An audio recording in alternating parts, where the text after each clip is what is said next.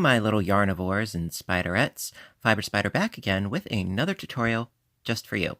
And today I'm going to show you how to crochet mitered squares. Now, a while back I did do a tutorial on how to knit mitered squares, and today I'm going to show you how to crochet them. Best of both worlds.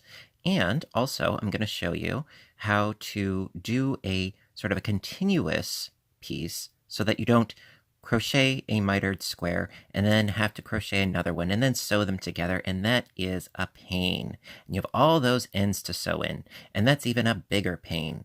So I'm going to show you how to do it in a continuous format, so all these squares were done continuously. And I did that with, where's my yarn? Here it is. This is Lion Brand ice cream yarn in the colorway of Tea Berry. And no, not sponsored, but I like to let you know what it is that I use.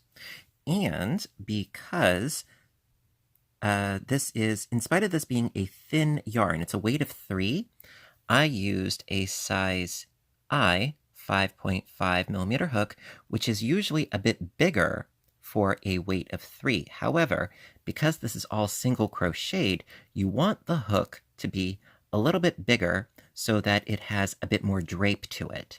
Also, this has some lovely texture going on because we're going to be crocheting through the back loop only for the majority of the stitches. So this is a really fun project. This would be a great stash buster, but I can't stress this enough that if you are going to use this as a stash buster, make sure that all of your yarn is either of the same brand or of the same weight, if it's a different brand. Otherwise, you will have issues with the squares being of different sizes. And even if you do use this as a stash buster, you can crochet over the tails, so that's not a big deal. You can sew them in or you can crochet over them. So, without further ado, let's get started. Okay, so a quick note before we actually continue on to the making of our square. You need to think about size and colorway, if of course you are using a yarn that has a color changing aspect to it. Now, this square, for example, is 15 stitches by 15 stitches, and that works out just fine for this particular yarn because the colorway changes fairly rapidly, so you have a variety of color within each square. However, what if you're using a yarn where the colorway is much, much slower? For instance, we have this one.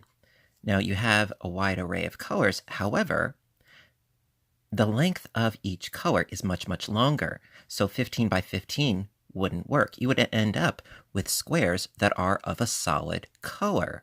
And I tried it, and I found out. And then I'm like, how can I fix this? Well, here we go.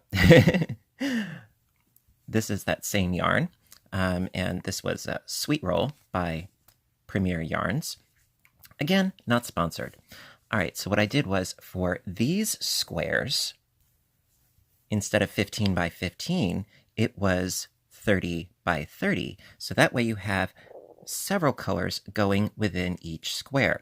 So if you're using a color changing transitionary, yarn, you are going to want to make adjustments on the size of your square in order to accommodate the colorway. Something to keep in mind. If, however, you want some of your squares to be solid, by all means, you can do that too. I'm just putting it out there as a matter of personal preference and choice. Knowledge is power, and sharing is caring. And, well, I care, so I like to share. So, now that being in mind, now let's get started. Alrighty, so I have my base chain. Now, the base chain will, of course, determine, how big or small you want your square to be. What I did was I chained enough stitches so that I will be able to do a 10 by 10 square, okay, which means I needed 2 sets of 10, so that is a total of 20. Then I added 3 chains because in the middle we're going to be doing a decrease of 3, plus I added 1 on the end because we need to be able to chain up 1 in order to do our single crochets. So in order to figure out how many chains you actually need, the number itself is fairly arbitrary because all you need to do is pick a number that is divisible by 2. So in my case, it would be 20 total, which is divisible by 2, and then add an additional 4. Okay, so I've got 24 chains here. For this piece, it was 15 by 15, so that's a total of 30 plus an additional 4, so it was 34 initial chains for this blanket. And for this blanket that I showed you before, that was a total of 64 chains because it was 30 by 30 plus your additional 3 and then 1. So all you really need to do is figure out, like I said, a base number that is divisible by 2 plus an additional 4, and there you go. So I've got 24 chains here. Now you can follow my numbers exactly if you wish. If not, you can ultimately pick whatever number works best for you, also keeping in mind what colorway you are working with, if you are working with a color change yarn.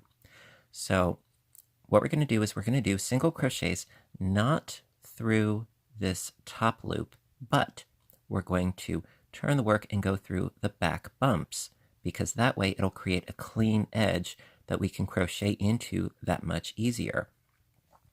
And because it's a 10 by 10, we need to do 10 single crochets across going in through that back bump.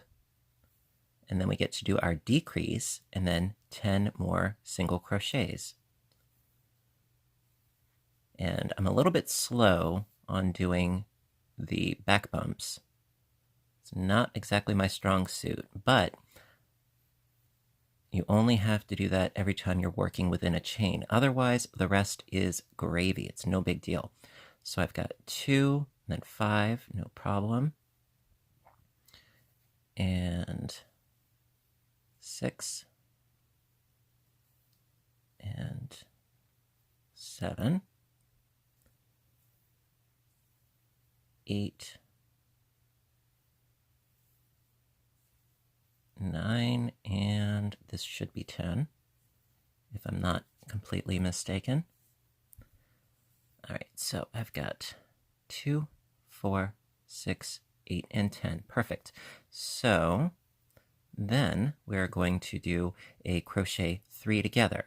So you're going through the back bump, pull up 1, then through the next back bump and pull up 1, and the next back bump and pull up 1, and then pull through all 4 loops on your hook, and that's your decrease, your center decrease. Then to finish up this first row, just single crochet into the back bump of the remaining stitches. In my case, it would be 10. So I got 1 and 2 and 3, 4,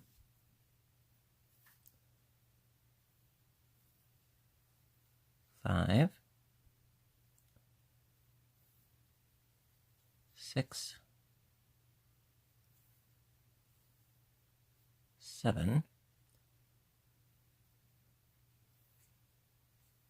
8, 9, and 10. Perfect. Okay, so that is the first foundation row. And yes, it looks a little bit funky in the middle, but that is the point. And we're going to continue on, and we're going to do our mitered square together. Now, I'm going to do this mitered square for this video. I am going to continue on the series to show you how to do the continuous method, but for the sake of this video, we're just going to make this one initial square as a jumping off point. All right, so let's keep going. All right, so for the second row, I'm going to chain up 1, turn the work. And if you want to create that ridged effect, what you want to do is crochet through the back loop of your single crochets, that top back loop. So what I usually do is I sort of put my yarn underneath the yarn to get it out of the way, and then I go in through that back loop and I do my single crochets. And this row, we're only doing 9. Last row it was 10. This one, it's 9. Then we do the decrease. So you can see I only went through the back loop, so we're going to create a ridge as we go along. So that's 1 and 2, 3, 4, 5, 6, 7,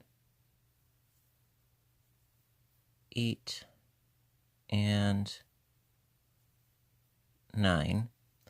And now you can see here how in the middle, this stitch right here looks like it's collecting all of these loops. Okay, right in there. That's the middle of the 3 decrease. Okay, so again, we're going through the back loops only. We're going to pick up the next 3 loops. So through the back loop, through the back loop, and through the back loop, and then pull through all 4.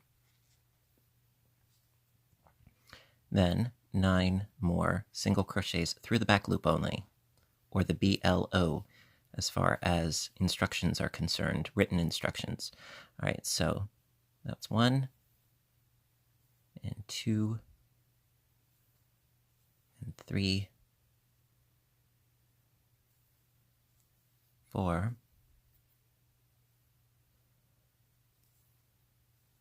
5, 6, 7, 8, and 9. Voila. All right. So as you can see also, it's really starting to have the form of an L already, which that it may seem weird, but that is exactly what we want. Okay. So that being said, we shall continue on. Also, I do apologize if perhaps I'm being over-explanatory or verbose, but it can be very confusing because this is working in a manner that is not intuitive to doing a straight piece. You know, this is a shaped piece.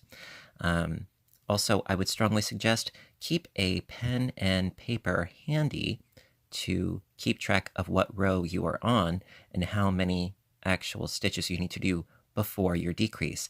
I have done this many, many, many, many times where I would actually write down the number of single crochets I need to do before the decrease.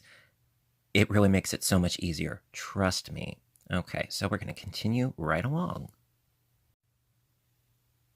All right, for the next row, chain up 1, turn the work. Now we need 8 through the back loop. So again, going through the back loop only. 1, 2, 3, 4, 5, 6, 7, and 8. Then do our 3 together. So that's pick up a loop, pick up a loop, and pick up a loop. Then pull through all 4, and then another 8 through the back loop only. 1 and 2, 3, 4, 5, 6, 7, and 8. All right, let's continue on with the next row. So chain up 1. Now we only need 7. So through that back loop. Oops, hello. Now it looks like I may be yarning over, but I'm not. I'm just trying to adjust the yarn so that it's out of the way. So 1 and 2, 3, 4, 5,